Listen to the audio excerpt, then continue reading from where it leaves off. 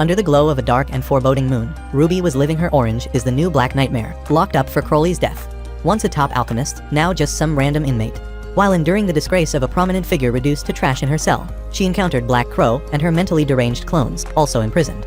Black Crow, ever the opportunist, immediately saw potential in Ruby and suggested they break out together. She reasoned if she brought Roland's top alchemist back home, maybe her punishment for failing at the Temple of Wind wouldn't be as severe. Ruby agreed to the jailbreak but highlighted their locked prison predicament. Black Crow mysteriously pulled a key from nowhere and unlocked her cell. Ruby suggested using the teleportation circle back at her crib, a plan Black Crow accepted, and together they fled the prison. The next morning, just as Lloyd and Iris were settling into their vacation home, they got an urgent summons to the castle. On getting there, the Queen informed them that a murder had occurred in the royal capital, with the suspect and Black Crow escaping prison. The Queen further disclosed that garrison troops at the border had been attacked, clear indications that the Roland Kingdom had begun its invasion. Iris proposed returning to Roland and try appealing to Prince Geese, but Mars immediately shut down the idea, stating that it would be impossible to enter the city with the army stationed at the border. Iris countered that it might be harder for all of them to enter the city, but with her alone, she might probably pull it off. At that moment, Lloyd had an epiphany and recalled that with the teleportation circle at Ruby's crib, it might be safer to get to Roland. But then again, he realized that going to Ruby's crib would only mean one thing, and that was he would have to confront the unhinged rat, Ruby. Determined, Lloyd tried revealing the plan to the team and then started shaking like a faulty iPhone on vibrate mode. He dropped to the ground, fuming from the mouth, and was gently laid on the bed. As the team speculated about what Lloyd intended to say before his dramatic fainting, Iris remarked that she wished she could peer into his mind. Overhearing this, the Queen signaled 2 attendants to fetch a device and explained that she'd once confiscated a demon tool capable of entering someone's mind. The Queen further clarified that if Iris slept beside Lloyd while wearing it, she could access his deepest thoughts. Iris agreed to use the machine even though she had no idea what to expect, and as she slept close to Lloyd, her consciousness immediately entered Lloyd's mind, finding his essence in an 8-layer. Meanwhile, Lloyd's essence was in Ruby's 8-layer, getting tormented by a monstrous version of Ruby. Monster Ruby labeled him worthless and slow-brained, which made Lloyd cry worse than a child. But then, like divine intervention, Iris appeared, looking more angelic than she deserved. She called out to Lloyd before scolding monstrous Ruby for insulting and berating such an amazing mage like Lloyd.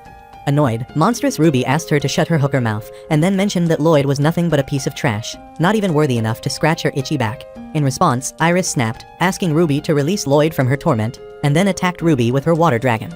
But just when she thought she had defeated the evil menace, Ruby was back like she never left, making Iris realize that in the world of imagination, brute force would not work.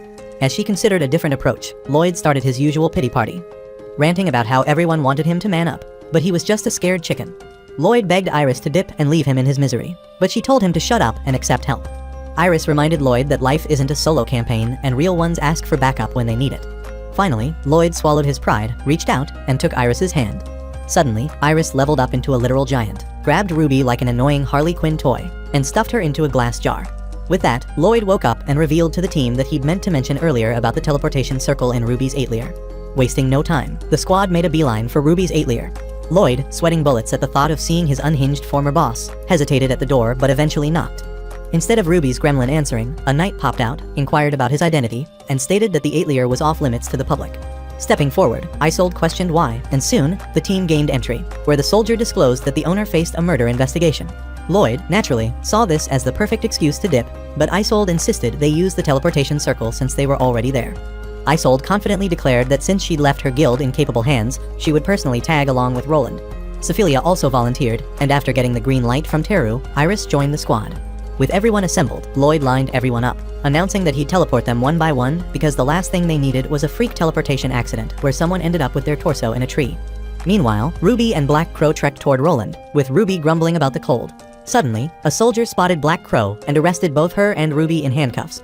The soldier ordered them to remain silent unless permitted and declared they'd been sentenced to death. At the same time, at the castle of the Kingdom of Roland, a messenger puffed up Prince Geese's ego by reporting that the attack at their enemy's front was progressing well. This pleased Prince Geese's heart, so he cheerfully told the new saint, Ezekiel, standing beside him, that the unification of the continent was the wish of his late father, the king, who was assassinated by demons, and only when he fulfilled that dream would he be able to succeed the throne. Affectionately, with Saint Ezekiel cozied up on his lap like his sugar baby, Prince Geese thanked her for her support and understanding, unlike Iris, his former saint who defied his every decree.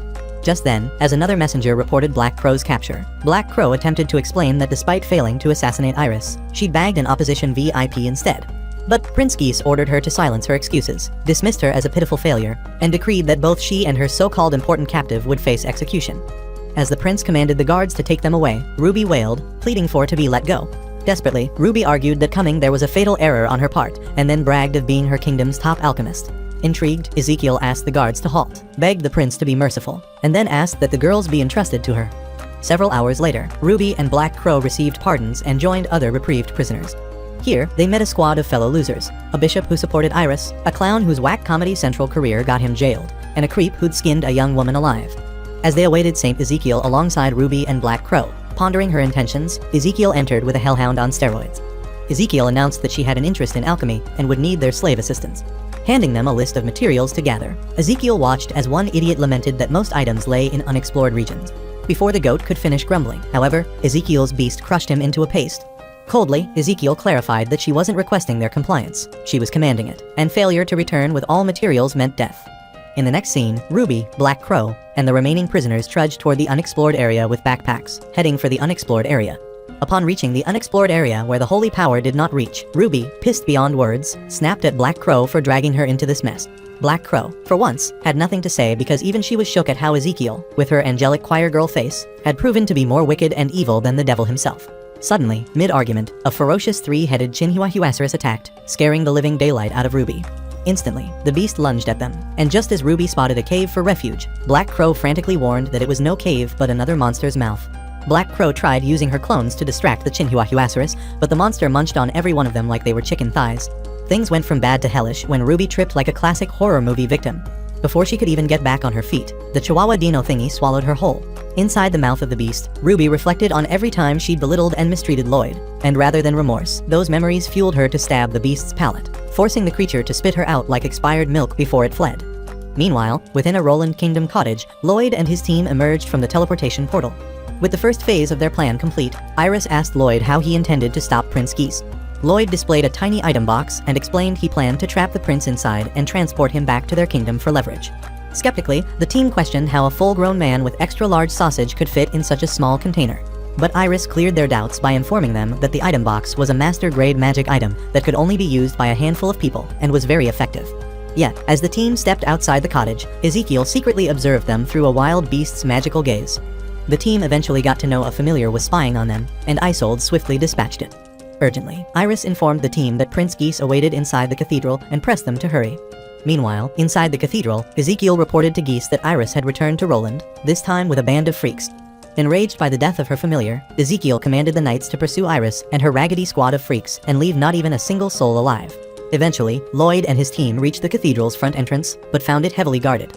Impulsively, Lloyd activated his magic circle to obliterate the security, but Isolde restrained him, sternly warning him that using such power on humans was forbidden. Isolde added that a single strike could kill a civilian instantly and suggested they sneak in undetected. With that, Isolde and Sophia ambushed the guards, donning their armor as disguises. Likewise, the rest of the team secured their own disguises, enabling them to slip inside the cathedral. However, as they ventured deeper, nervously trying to blend in, they bumped into two knights of the cathedral, who mistook them for genuine guards and demanded to know why they had left their security post. After a tense, awkward pause, Sophia stepped forward, claiming they'd heard of a disturbance in the library and were on their way to investigate. However, the nosy, persistent knight insisted on tagging along to check. While heading to the library, the loudmouth knights kept yapping about the intruders plotting to storm the castle, oblivious that they escorted those very intruders. The knights who couldn't keep their mouths shut even for a minute, but kept ranting about Isolde and Sophia, who used to be holy knights but had decided to be traitors. Unable to bear it any longer, Iris threw caution to the wind, and ice speared the blabbering fools to the cathedral's rooftop. Soon, word of the slain knights reached Ezekiel, alerting her that Iris and her team had infiltrated the cathedral. Promptly, she unleashed a horde of magic monsters to track them down. At the same time, Lloyd dispatched the monsters guarding the entrance of the prison, and as the team entered the prison, they found some members of the Adventurers Guild that had been imprisoned unlawfully.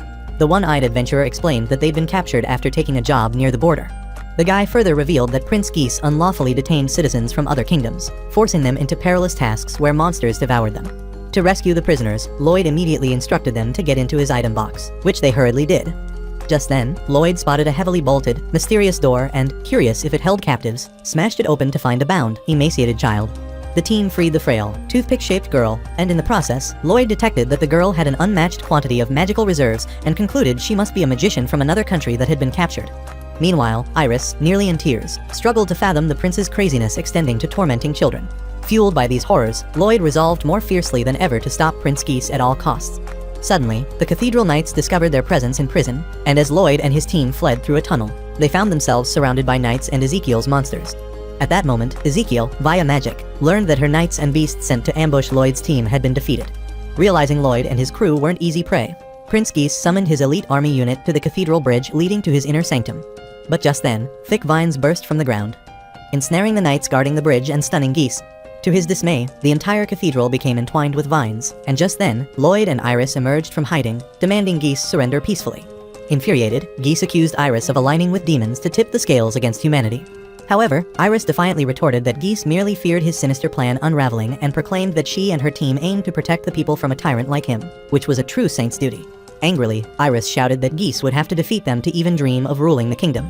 As those words echoed, an energy blast hurtled toward them, but Lloyd conjured a barrier just in time to shield them. Dramatically, it emerged that Ezekiel had launched the attack, declaring she'd arrived to grant Iris's wish by crushing her and her team.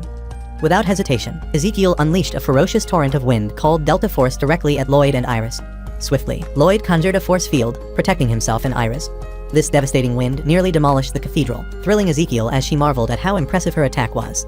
Yet, she stood stunned when she realized Lloyd and Iris emerged unscathed. In retaliation, Lloyd activated a cyclone and, noticing a fleeting opening, he swiftly followed with physical engagement, trading blows with Ezekiel. Simultaneously, Prince Geese and Iris clashed in a fierce duel of ice spears and fireballs. Alarmed by Iris's ferocity, Geese remarked that he'd never imagined she'd come to destroy him, to which Iris clarified that her goal was not to destroy him, but to capture him alive. As the battle escalated, Geese fired water bullets at Iris, but she countered with a water dragon that effortlessly devoured his projectiles. Impressed, Geese demanded to know who the heck taught her that move, and Iris replied that Lloyd had taught her. Infuriated, Geese questioned whether Iris obeyed everything Lloyd said since she'd never heeded his own words. At that moment, Geese began recalling when Iris first arrived at the castle as a saint and how he had initially envisioned she would be the perfect partner to help him rule. With that hope, he'd assigned her a personal maid, Teru, to tend to her needs and a chef to prepare delectable meals. In the present, these memories fueled Geese's rage, prompting him to shout at Iris that she was just a clueless brat. He had helped, thinking she could be special, but she turned out to be just a disappointment. Amid their watery battle, Iris retorted that he could gaslight all he wanted, but his words no longer wounded her. Relentlessly, Geese listed reasons why Iris failed as a saint and could never co-rule a kingdom with him. Eventually, his gaslighting took effect, and in that brief moment of distraction, Geese landed a cheap shot, blasting her into the ground with a tidal wave. However, just as he assumed victory, Iris, wounded and grounded, admitted that all Geese said might be true. Rising with blood streaking her face, Iris resolutely declared that she was merely a simple, learning country girl, and Geese should have voiced his grievances instead of banishing her. Iris admitted her shortcomings in serving Geese had caused him to become raving madman. While readying her next move, Iris asserted that because of this, and as her water dragon engulfed Geese, she completed the statement that she had returned to stop him. With Geese trapped in a massive water bubble, Iris shouted Lloyd's name, signaling that Geese had been captured. Instantly, Lloyd, mid-battle with Ezekiel, activated physical enhancement and zoomed over to Iris like the Flash. In one swift motion, Lloyd summoned his item box, popped it open, and Geese, in his watery prison, got sucked in like soggy noodles. With their hostage secured, Lloyd and Iris climbed their way out of the cathedral like Wonder Woman and Captain America escaping an explosion. Once the tension subsided, Iris finally let her emotions spill out. She admitted she was embarrassed Lloyd had heard Geese's humiliating talk about her failures. But Lloyd, like the perfect Riz man, gently took her hand, making her heart do somersaults, and said she'd often seen him make a fool of himself 100 times, so witnessing her imperfections brought him comfort. Meanwhile, as Ruby and Black Crow scoured the unexplored area for materials, they confronted a colossal monster barreling toward the Roland Kingdom. At the same time, just outside the castle, Iris warned Lloyd that the item box teetered on the brink of bursting from all the humans crammed inside. And before Lloyd could respond, it shattered, spilling its contents. However, upon spotting Iris cradling the frail, emaciated child, Ezekiel erupted in fury and charged at her to snatch the child, but Iris dodged her grab like she had Spidey instinct.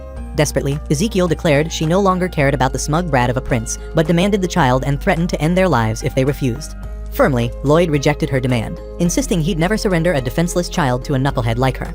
Infuriated by his words, Ezekiel's rage boiled over, causing her to sprout horns, revealing that she'd been a demon the whole time. Stunned, Lloyd and Iris struggled to believe Ezekiel was a demon cosplaying as a saintess. Before they could process the shock, Ezekiel launched an assault on them. Instantly, Lloyd gripped his staff and unleashed a powerful atomic explosion, blasting Ezekiel with devastating force. Surprisingly, Ezekiel emerged unscathed from the blast like she had premium plot armor and charged at Lloyd.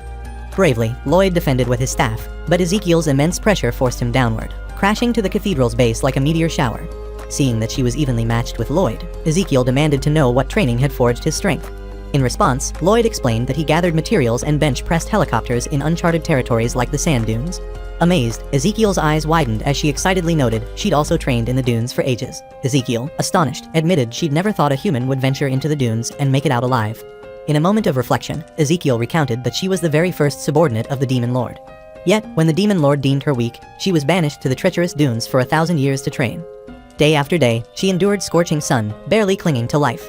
Interrupting, Lloyd shared that he also had to undergo similar treatment after being forced to go there time and time again by Ruby to gather materials. Resuming her tale, Ezekiel explained that surviving on monster flesh in the dunes fueled her growing hatred for the Demon Lord. Eventually, after a millennium of training, the Demon Lord welcomed her back and granted her the highest honor. But too late, because the loyalty she had for the Demon Lord had all eroded. Driven by vengeance, she betrayed the Demon Lord, backstabbed her, and paralyzed her for easy capture. Shockingly, Ezekiel revealed that the malnourished child Iris held in her arms was the Demon Lord's shadow.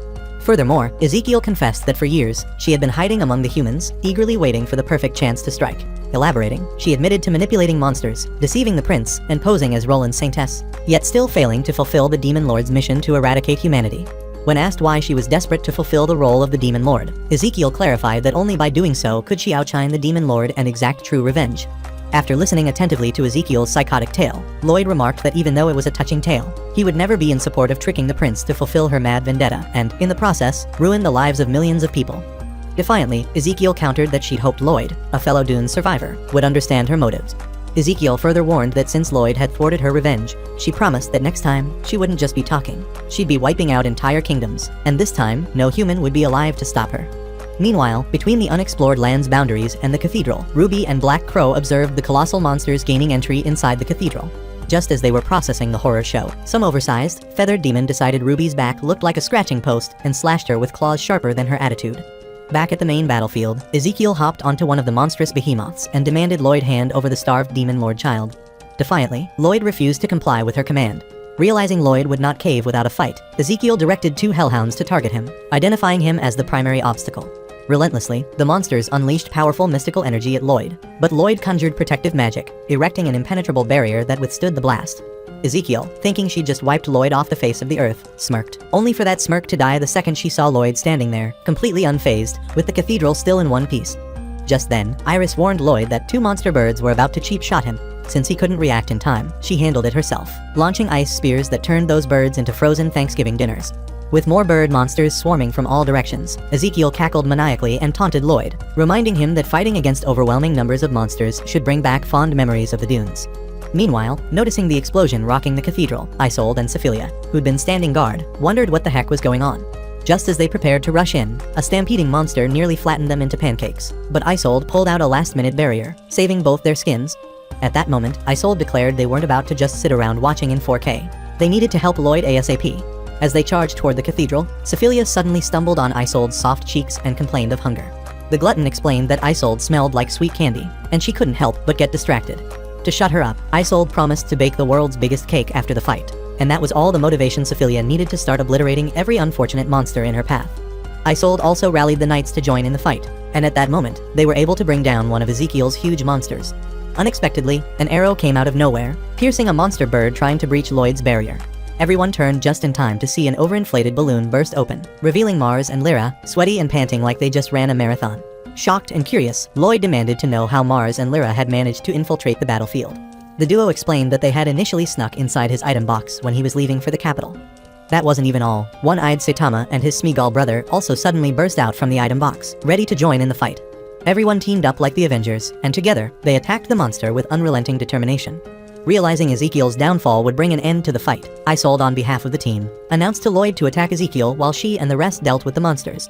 Lloyd agreed to the plan, and as he prepared to attack, Ezekiel somehow figured out his plan and immediately rallied her monsters around her. But while the rest of the team went head-to-head against the monsters, Iris, from the side, blasted Ezekiel with sharp ice spears, which she managed to deflect. But in that slight moment of distraction, Lloyd, with the confidence of his friends backing him up, lunged an attack at Ezekiel, and together they blasted her with a massive explosion that would take out half the continent. Fortunately, the attack did damage, leaving Ezekiel holding her guts in intense agony. Just then, a voice from behind inquired how long someone intended to hold on. Turned out it was none other than Ruby, who was dropped to the ground by a monster bird with Black Crow astride it. At that moment, Ruby spotted Lloyd and called out his name. Turning, Lloyd froze, stunned to see his toxic ex, and noticing the tension, Ezekiel grinned wickedly like an evil vampire. How would Ruby's appearance affect Lloyd in this dire moment? Comment my evil alchemist if you're eager to find out in our part 2. Give this video a thumbs up if you enjoyed it, and